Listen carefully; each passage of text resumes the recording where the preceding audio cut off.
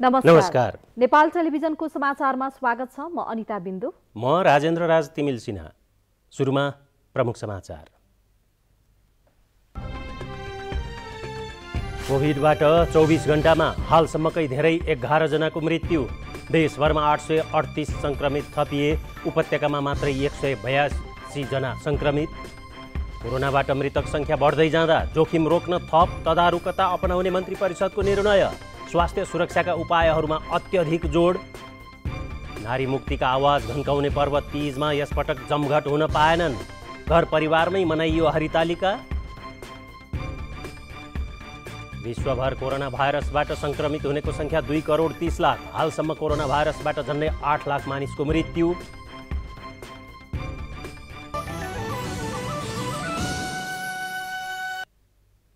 समाचार अब विस्तारमा। नेपालमा कोभिड-19बाट 24 घण्टामा हालसम्मकै धेरै 11 जनाको मृत्यु भएको छ।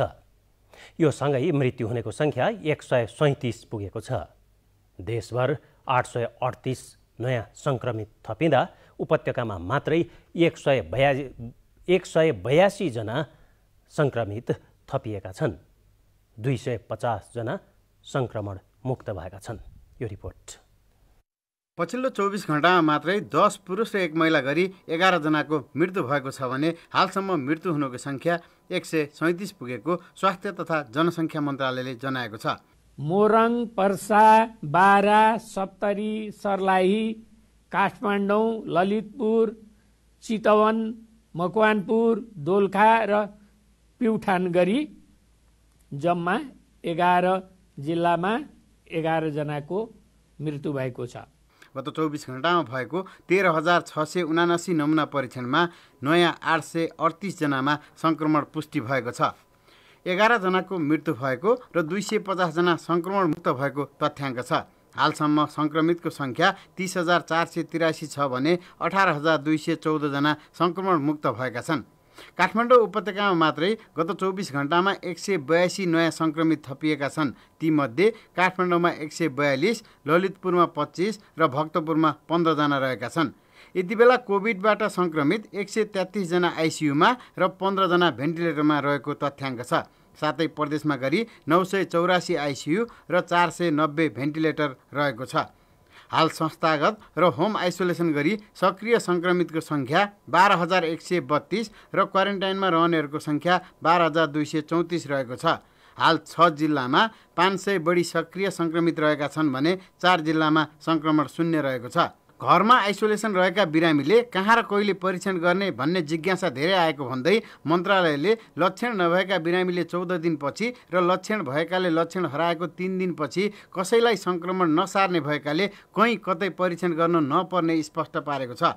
कोभिडको रोकथाम तथा नियन्त्रणका लागि स्थानीय प्रशासन, जनप्रतिनिधि, टोल सुधार समिति, क्लबहरूलाई आफ्नो टोल अन्तर्गतका घर घरमा भएका व्यक्ति बीच तथा सामूहिक भेटघाटमा जनस्वास्थ्यको मापदण्ड पालना भए नभएको अनुगमन तथा निगरानी गर्न तथा पालना नगर्नेलाई कारबाही गर्नका लागि सम्बन्धित निकायमा सूचना दिन पनि मन्त्रालयले अनुरोध गरेको छ। कोभिड-19 को रोकथाम तथा नियन्त्रणका लागि स्थानीय प्रशासन, जनप्रतिनिधिहरू, टोल सुधार समितिहरू, क्लबहरूलाई टोल अन्तर्गतका घर घरमा भएका व्यक्ति बीच तथा सामूहिक भेटघाटमा जनस्वास्थ्यका मापदण्ड पालन गरे नगरेको निगरानी गर्ने, स्वास्थ्य सचेतना अभियान सञ्चालन गर्ने, रेखदेख गर्ने, अनुगमन गर्ने साथै सरकारले गरेको अनुरोधलाई व्यवस्था गर्नेहरूलाई आवश्यक कारबाही गर्नका लागि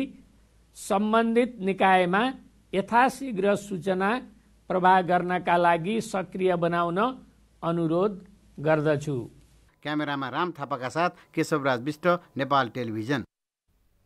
काठमाडौँ उपत्यकामा जारी गरिएको निषेधाज्ञाको सर्वसाधारणबाट पालना भएको ठहर जिल्ला प्रशासन कार्यालय काठमाडौँले गरेको छ।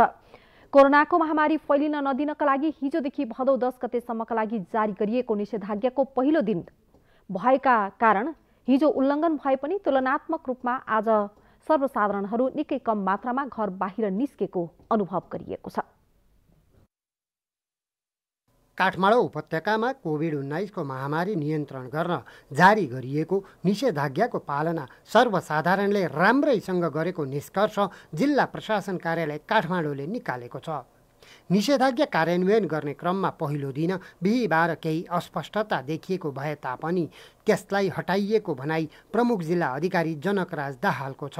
फिल्ड लेभलमा हाम्रो सूचना प्रवाहलाई राम्रोसँगले त्यहाँ चाहिँ जानकारी गराउन नसकेको कारणले गर्दा त्यो भएको हुनसक्छ। तर हाम्रो सूचनामा स्पष्ट हामीले के भनेका छौँ भने खाद्यान्न अत्यावश्यक लगायतका पसलहरू चाहिँ निर्बाध रूपमा खुल्छन् भनेर हामीले भनेका छौँ।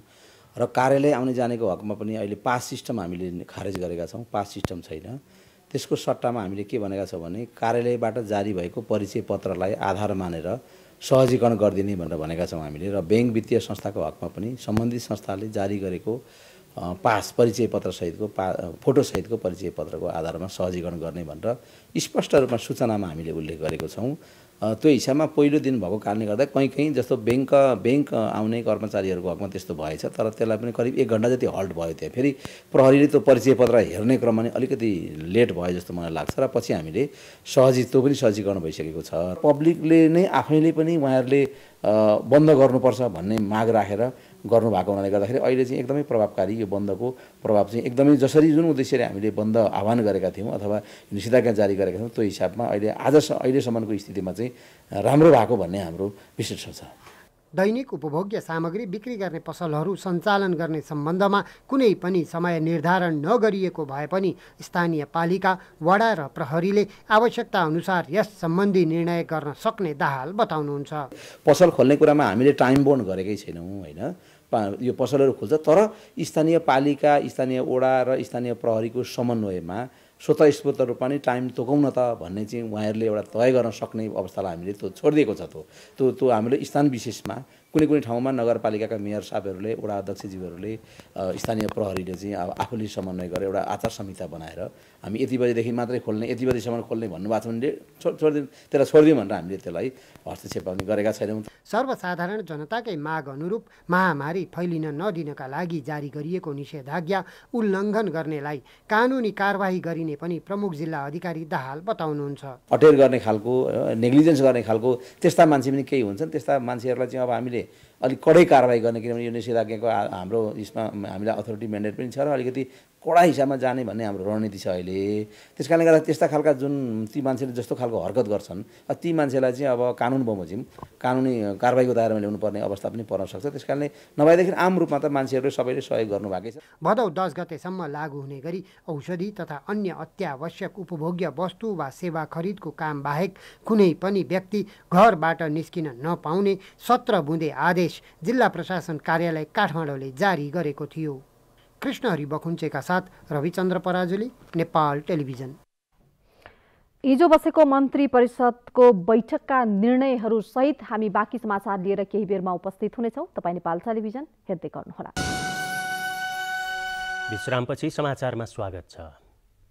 नेपाल सरकारले कोभिड-19 संक्रमणबाट जनताको जीवन रक्षाका लागि गरिएका व्यवस्थाको प्रभावकारी कार्यान्वयनका लागि तीनै तहका सरकारबीच समन्वयात्मक एवं एकीकृत रूपमा परिचालित हुने निर्णय गरेको छ।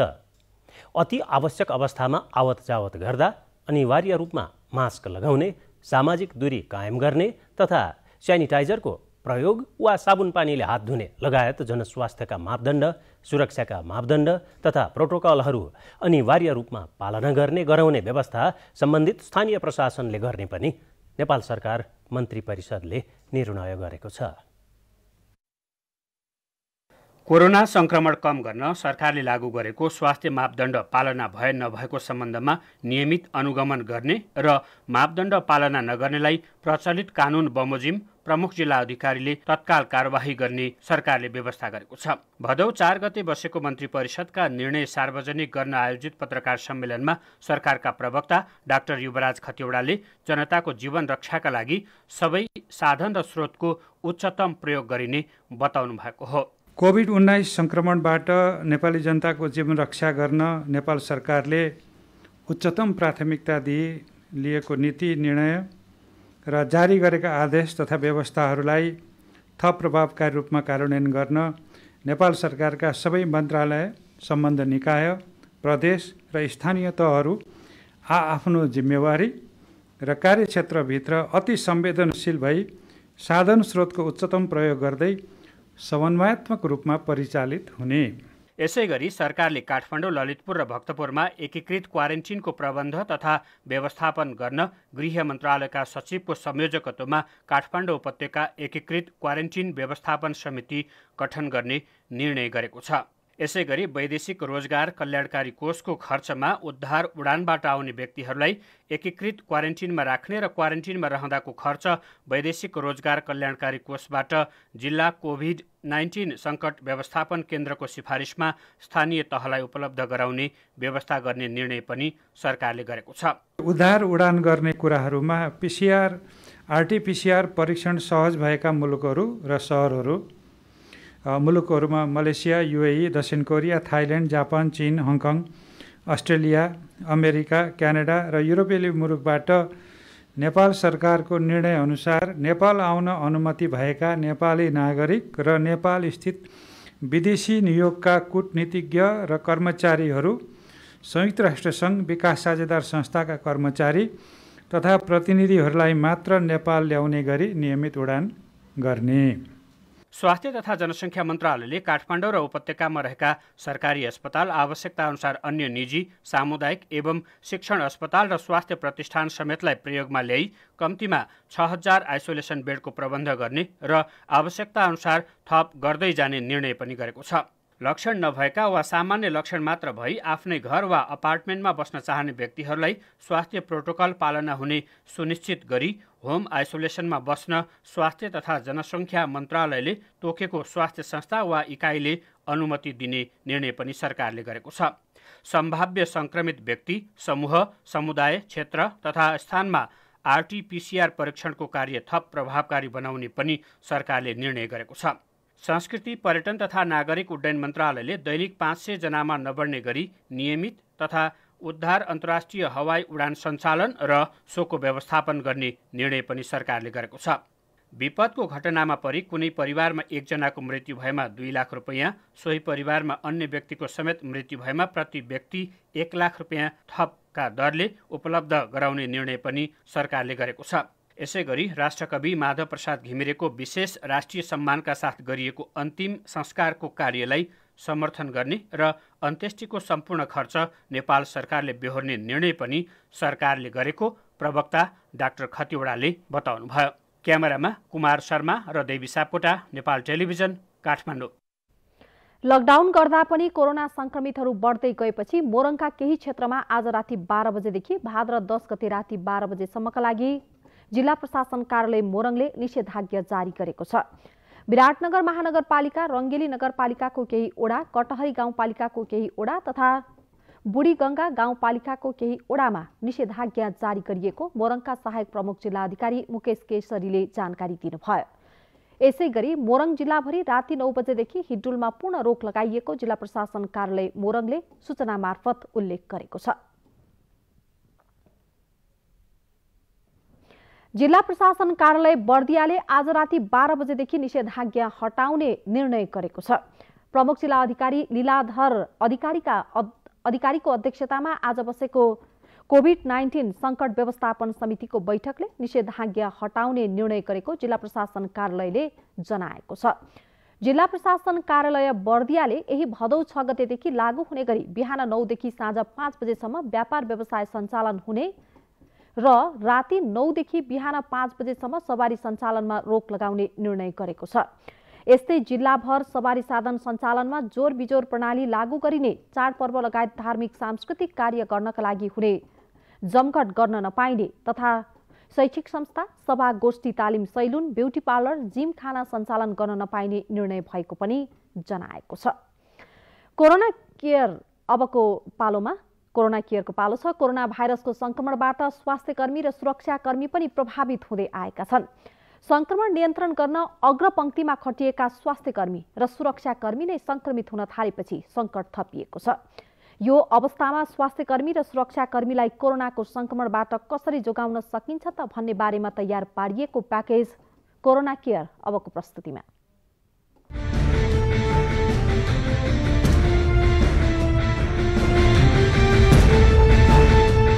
कोरोना भाइरस संक्रमण नियन्त्रण गर्न अग्रपंक्तिमा खटिने स्वास्थ्यकर्मी र सुरक्षाकर्मीमा पनि कोरोना संक्रमण हुने क्रम बढेको छ। जोखिमयुक्त ठाउँमा पुगेर काम गर्नुपर्ने भएका कारण उनीहरूमा संक्रमणको जोखिम उच्च हुने गरेको छ।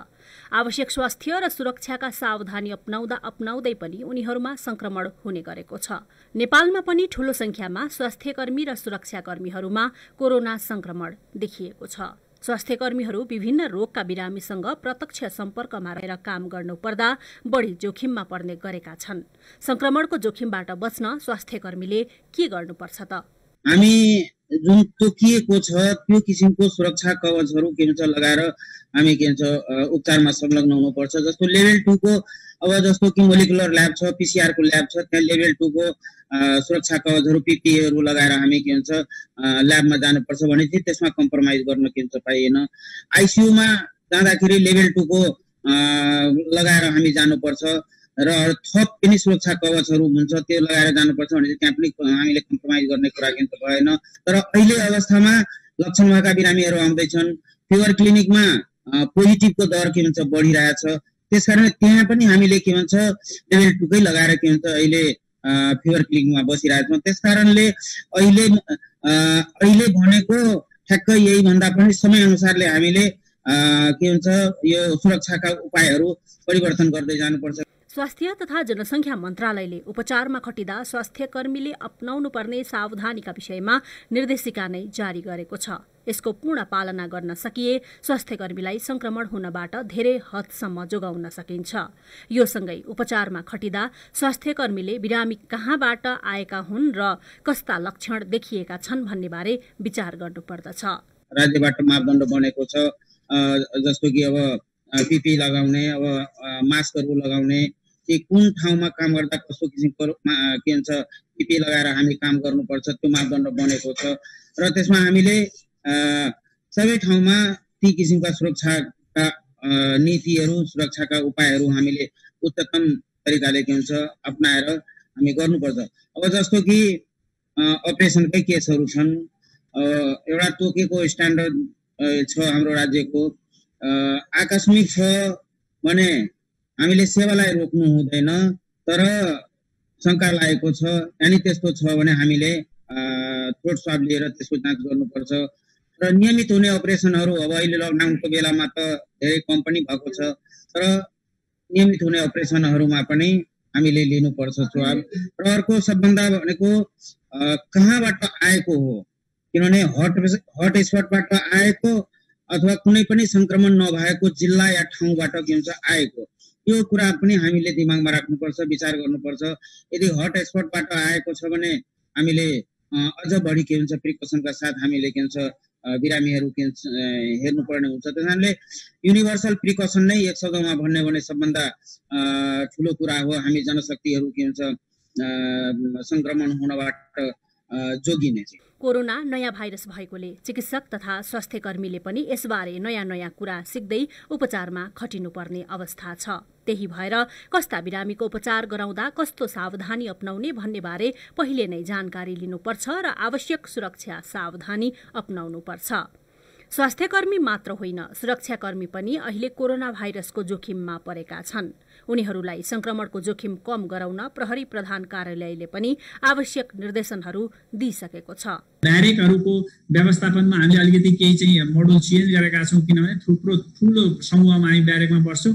त्यसलाई पहिला त्यो ठुलो समूहमा बस्नेलाई चाहिँ अहिले अलिकति फरक बनाएर थोरै समयमा अलिक ग्रुपमा बस्ने, अलिकति खाटहरूको डिस्टेन्स बढी मेन्टेन गर्ने र मेसमा खान जाँदाखेरि पनि एउटा ग्रुप खाइसकेपछि अलिकति डिस्टेन्स अलिकति टाइम चेन्ज गरेर फेरि अर्को ग्रुपले खाना खान जाने, ताकि एक आपसमा चाहिँ कन्ट्याक्ट चाहिँ नहोस्, फिजिकल्ली कन्ट्याक्ट नहोस् एक आपसमा चाहिँ। त्यो भयो भने सजिलो हुन्छ भने चाहिँ यदि लागिहाले संक्रमण देखिहालेछ भने नेपाल सरकारको मापदण्ड जो अनुसार चाहिँ चेक जाँच गर्ने, पिसिसी गर्ने, आइसोलेसनमा जानेछ भने कन्ट्याक्ट ट्रेसिङमा परेकालाई चाहिँ हामीसँग हाम्रै क्वारेन्टाइन छ, त्या क्वारेन्टाइनमा लिएर हामीले चाहिँ त्यहाँ राख्ने काम गरेका छौँ। कोरोना भाइरसको संक्रमणबाट आम मानिसलाई जोगाउन स्वास्थ्यकर्मी र सुरक्षाकर्मीको ठूलो महत्त्व छ।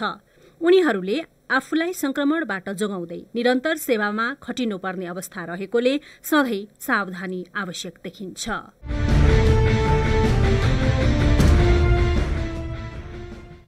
समाचार जारी छ, तर एकैछिनको विश्रामपछि। विश्रामपछि समाचारमा स्वागत छ। महिलाहरू, खास गरी हातमुख जोड्न धौधौ हुने महिलाहरूले नारी मुक्तिको आवाज घन्काउँदै जमघट गर्ने उत्सव तीजलाई यसपटक कोरोना भाइरसको जोखिमले अवरोध गर्यो। बाहिरी नाचगान अवरुद्ध भए पनि घरभित्रै नाचगान र पूजापाठ गर्ने कार्यमा चाहिँ कुनै अवरोध आएन। यो रिपोर्ट। विश्वव्यापी रूपमा फैलिएको कोभिड-19 को प्रभावले हिन्दू नारीहरूको धार्मिक तथा सांस्कृतिक पर्व हरितालिका तीज यस वर्ष सुनसान भएको छ। विगतका वर्षहरूमा चहल पहल, नाचगान तथा विभिन्न शिवालयहरूमा हुने भिडभाड र रौनक यो पटक भएन। सरकारले मठ मन्दिरहरूमा नित्य पूजा बाहेकका कुनै पनि गतिविधि गर्न रोक लगाएका कारण मन्दिरहरूमा दर्शनार्थीहरू जान पाएनन्। तीज पर्व नै भए पनि प्रसिद्ध पशुपतिनाथको मन्दिर समेत सुनसान रह्यो। यद्यपि कतिपय नारीहरू भने मन्दिर प्राङ्गणमा पुगेर दर्शन गरेर फर्किए। हिन्दू नारीहरूले घरमै महादेवको पूजा आराधना गरी यस वर्षको हरितालिका मनाए। तीजको दिन व्रत बसी शिव पार्वतीको पूजा उपासना गरेमा सुख, शान्ति र परिवारको कल्याण हुने धार्मिक विश्वास छ। आकर्षक पहिरन र गहनामा सजिएर सुख दुःखका गीत गाउँदै नाचगान गर्ने तीज पर्वको अर्को विशेषता हो। भिडभाड र जमघटबाट बच्नु नै कोरोनाको जोखिम कम गर्ने मुख्य उपाय भएकाले यस वर्ष मन्दिर तथा खाली ठाउँहरूमा जमघट गरी नाचगान गर्ने काम पनि भएन। सत्ययुगमा महादेव पति पाउँ भनी पार्वतीले भाद्र शुक्ल तृतीयाका दिन निराहार व्रत बसी पूजा आराधना गरेको प्रसङ्ग श्री स्वस्थानी व्रत कथामा उल्लेख छ। त्यसै दिनलाई तीजको रूपमा मनाउन थालिएको पाइन्छ। तीजको अघिल्लो राति दर खाएपछि औपचारिक रूपमा सुरु हुने तीज पर्व ऋषि पञ्चमीसम्म मनाइन्छ। तृतीयाका दिन हरितालिका व्रत, चौथीको दिन गणेश भगवानको पूजा र पञ्चमीको दिन स्नान गरी अरुन्धती सहित सप्त ऋषिको पूजा गरी तीज समापन गरिन्छ। क्यामेरामा पुरुषोत्तम घिमिरे र केशवराज विष्ट, नेपाल टेलिभिजन। सरकारले चार्टर उडान मार्फत कोभिड-19 का कारण विदेशमा अलपत्र परेका नागरिकको उद्धार गर्ने निर्णय गरेको छ। विदेशबाट उद्धार गरिएका व्यक्ति कम्तीमा पनि एक साता होटल क्वारेन्टिनमा बस्नुपर्नेछ। सरकारले विदेशमा अप्ठ्यारोमा परेका नेपालीहरूको उद्धारका लागि पुनः चार्टर उडान सुरु गर्ने निर्णय गरेको छ। बिहिबारको मन्त्री परिषद बैठकले चार्टर उडान सुरु गर्ने निर्णय गरेको हो। बैठकले स्वदेश फर्कने नेपाली नागरिकहरूले 7 दिनसम्म अनिवार्य रूपमा काठमाडौँमा होटलको क्वारेन्टाइनमा बस्नुपर्ने निर्णय समेत गरेको छ। कोरोना रोकथामका लागि गठित कोरोना सङ्कट व्यवस्थापन केन्द्र CCMC को प्रस्तावमा सरकारले विदेशबाट नेपालीहरूको उद्धार पुनः सुरु गर्ने निर्णय गरेको हो। विदेशमा समस्यामा परेका नेपाली ल्याउन दैनिक 3वटा चार्टर उडान गरिने भएको छ। बैठकले नेपाल स्थित कूटनैतिक नियोगका पदाधिकारीहरूलाई नेपाल आउन र सम्बन्धित देशमा सहज ढङ्गले आवतजावतको व्यवस्था गर्ने निर्णय समेत गरेको छ। काठमाडौँमा कोरोना सङ्क्रमण बढेसँगै सरकारले विदेशबाट आउनेको उचित व्यवस्थापन आवश्यक भएको भन्दै 2 दिन अघि चार्टर उडान रोक्ने निर्णय गरेको थियो। यसबाट स्वदेश आउन ठिक्क परेका नेपालीहरू समस्यामा परेका थिए। कोभिड-19 महामारीका बीचमा यही भदौ 3 गतेसम्म 59 देशबाट करिब 52,000 नेपाली स्वदेश फर्किसकेका छन्। Nepal television unit, Kathmandu. यसैबीच विदेशबाट उद्धार गरी हवाई उडान मार्फत स्वदेश फर्काइने नेपालीलाई होटेल सङ्घ नेपालका क्वारेन्टिनका लागि स्वीकृत सदस्य होटेलहरूले सेवा उपलब्ध गराउने भएका छन्। सङ्घले आज एक विज्ञप्ति जारी गर्दै नेपाल सरकारबाट स्वीकृत कोभिड-19 सङ्क्रमण रोकथाम गर्ने विश्व स्वास्थ्य सङ्गठनको सिफारिस अनुरूपको स्वास्थ्य मापदण्ड पूर्ण रूपमा पालना गरी विदेशबाट स्वदेश फर्काइने नागरिकलाई होटेलको सेवा उपलब्ध गराउने जनाएको हो। स्वीकृत सरकारी प्रक्रिया अनुसार पाहुना न्यूनतम 7 रात होटेलमा अनिवार्य बस्नुपर्ने र PCR परीक्षणबाट संक्रमण नभएको प्रमाणित भएपछि मात्रै चेक आउट गर्न पाउनेछन्। हुम्लाको ताजाकोट गाउँपालिकामा पहिरोले बस्ती नै क्षतविक्षत पारेपछि स्थानीयले सुरक्षित बास माग गरेका छन्। 1200 घरधुरी रहेको ताजाकोट गाउँपालिकाको वडा नम्बर 3 र 4 का नागरिकले छिटो बस्ती स्थानान्तरण गरिदिन माग गरेका हुन्। साउन 31 गते बस्ती माथिबाट पहिरो खस्दा हुम्लाको ताजाकोट गाउँपालिका वडा नम्बर 3 र 4 उच्च जोखिममा छन्। अधिकांश घर पहिरोले भत्काएपछि नागरिकहरू घरबारविहीन बनेका छन्। पहिरो खस्ने डरले 2 वडाका 617 घरधुरी जागाराम बस्न बाध्य छन्। विद्यालय र गाउँपालिका कार्यालयमा पनि पहिरोले क्षति पुर्याएको छ। पहिरोले बस्ती नै जोखिममा पारेपछि स्थानीयले सुरक्षित स्थानमा सारिदिन सरकारसँग माग गरेका छन्। खाने गाडी नै रोने बाज नै हुमाउने आगो न टेक्ने हो कस्तो न त्यमनि केही छैन। अब उता गरेर मेरा दुवै घर भाइ उताको पनि गइगयो यहाँको पनि गइगयो। उहिले पोरी भाइका घर बस्छु बस्ने भए बसाल्नु पर्यो गरे न तर मर्नु पर्यो अरु के गर्ने। पहिरोले बस्ती नै छेद विच्छेद पारेपछि आर्थिक मामिला तथा योजना मन्त्री प्रकाश ज्वाला र सामाजिक विकास मन्त्री दल रावलले स्थलगत अवलोकन गर्नु भएको छ। राहत सामग्री लिएर ताजाकोट पुग्नुभएका मन्त्री द्वयले क्षतिको वास्तविक विवरण पठाउन गाउँपालिकालाई निर्देशन दिनुभएको छ। भरै भत्किया छैन भत्कै किन भन्नु पर्यो। एउटाको त उही पल्लो घर चाहिँ भत्किएर विपत्तिमा परेको छ भने ओल्लो घरकाले केही पाउँछ कि भन्न परेन। तपाईँले सहयोग गरिदिनु। प्रकोपबाट विपत्तिबाट दुर्घटनाबाट पीडितहरूलाई सेवा गर्ने कुरा सहयोग गर्ने कुरा हाम्रो पहिलो प्राथमिकता हुन्छ। पहिरोले छप्रेला उत्तेसेनी गल्लाबाडा लगायतका 602 परिवार आफन्त र तिरपालमा बसिरहेका छन्। पहिरोले 93 घर पूर्ण र 258 घर आंशिक रूपमा क्षति पुगेको छ। सिङ्गो बस्ती नै जोखिममा रहेकाले सुरक्षित स्थानमा बस्ती सारिने सरकारको प्रतिबद्धता छ। जोखिममा परेका बस्तीहरूलाई जोगाउने, मान्छेलाई गाँसको समस्या परेको छ गाँस कसरी उपलब्ध गराउने गर्ने, बाँसको समस्या छ त्यसरी उपलब्ध गर्ने। हुम्लाको अदानचुली गाउँपालिकामा 2109 र चङ्खेली गाउँपालिकामा 10 घर परिवार विस्थापित छन्। नर्जङ तामाङको सहयोगमा सुशील खड्का, नेपाल टेलिभिजन, कर्णाली प्रदेश, ताजाकोट, हुम्ला। कोरोना भाइरसले परेको विश्वव्यापी असर र त्यसको नेपालमा परेको प्रभाव लगायतका विषयमा अर्थमन्त्री डाक्टर युवराज खतिवडा र विश्व बैंकका दक्षिण एसिया क्षेत्रका उपाध्यक्ष हार्डविक शेफर बीच आज छलफल भएको छ। भिडियो कन्फरेन्स मार्फत भएको छलफलमा अर्थमन्त्री डाक्टर खतिवडाले नेपालमा स्वास्थ्य जोखिम न्यूनीकरण र आर्थिक पुनरुत्थानका कार्यक्रमलाई निरन्तरता दिन थप सहयोगका लागि आग्रह गर्नुभएको छ। साथै उहाँले विश्व बैंकसँग हालै सम्झौता भएको रणनीतिक सडक आयोजना अहिलेसम्मकै ठूलो एकल आयोजना भएको र गएको वर्ष विभिन्न आयोजनामा सम्झौता भई 1 अर्ब अमेरिकी डलर सहयोग स्वरूप थप प्रतिबद्धता प्राप्त भएको जानकारी पनि दिनुभयो। विश्व बैंकले हाम्रो विश्वव्यापी महामारीको रूपमा कोभिडको संक्रमण बढ्न थालेपछि नेपाललाई पनि र्यापिड रेस्पोन्सको रूपमा अथवा तत्कालीन सहयोगको रूपमा यो स्वास्थ्य संक्रमण रोक्ने सम्बन्धमा र आर्थिक उत्थान सम्बन्धमा सपोर्ट गरेको छ, सहायता दिएको छ बजेट सपोर्टकै रूपमा। त्यसपछि अहिले हामी थप यो विपद व्यवस्थापन सम्बन्धी संस्थागतै सुदृढीकरणको लागि पनि पैसा लिँदैछौँ र आर्थिक पुनरुत्थान गर्ने शर्तमा उसले धेरै बजेट सपोर्ट गरेको छ। त्यसलाई मैले नेपाल सरकारको तर्फबाट धन्यवाद दिँदै छिटो चाहिँ खास गरी कोभिडको सङ्कटले ल्याएको आर्थिक समस्यालाई जुझ्न हामीलाई सहयोग पुर्याएको कुरालाई मैले धन्यवाद दिएको छु। कोरोना भाइरसको असर जताततै परेको छ र विश्वकै प्रसिद्ध पर्यटकीय नगरी पोखरामा समेत कोरोना कहरको असर परिरहेको छ। पोखराका होटल व्यवसायीहरू यस्तै मारमा छन्। कस्तो मार त हेरौँ यो रिपोर्ट।